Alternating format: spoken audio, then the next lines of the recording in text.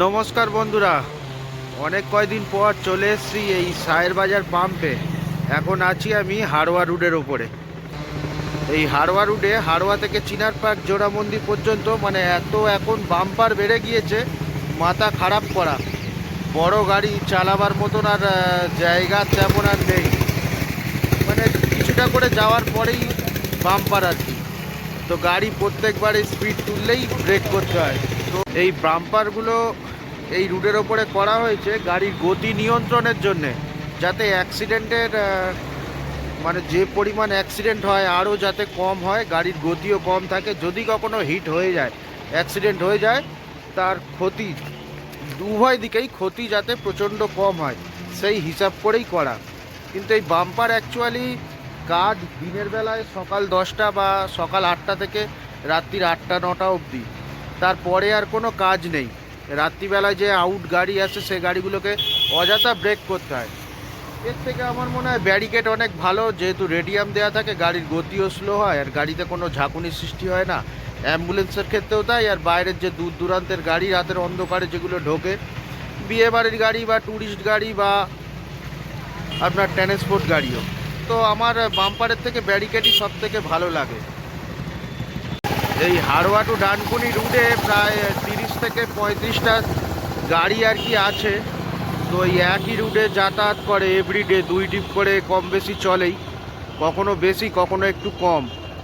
তো ক্ষতিটা এই জায়গায় হয়ে গিয়েছে বাম্পারগুলো হওয়ার ফলে এভরি গাড়ির এভরিডে 300 টাকা করে তেল খরচা বেড়ে গিয়েছে। মানে একটা গাড়ি যদি সারা মাস চলে তো 9,000 টাকা, 30টা গাড়ি হয়ে গেল 2,70,000 টাকা। আর বন্ধুরা বছরে বছরে দাঁড়িয়ে গেল 32,40,000 টাকা এই হাড়োয়া ডানকুনি রুট থেকে আউট, মানে শুধু পেট্রোল পাম্পে আর কি চলে যাচ্ছে। তো এটা অনেক কম করেই বললাম, এর থেকে অনেক বেশি পরিমাণ টাকা আরও মালিকদের পকেট থেকে বেরিয়ে যাচ্ছে, সেটা আমি অনেকটা কমিয়েই বললাম। তো বাস্তবে চলতে গেলে কি হতে পারে তো জানেন, খরচা কমের জায়গায় বেড়েই যায়। তো জানি না এই বাম্পারগুলো কবে উঠবে বা এখানে ব্যারিকেড দেবে। তো আপনারা যারা এই রুটের উপরে গাড়ি চালান, বিভিন্ন রুট আছে, হাড়োয়ার রুট নিয়ে বললাম যেহেতু এই রুটের মালিক আমি এতদিন ছিলাম।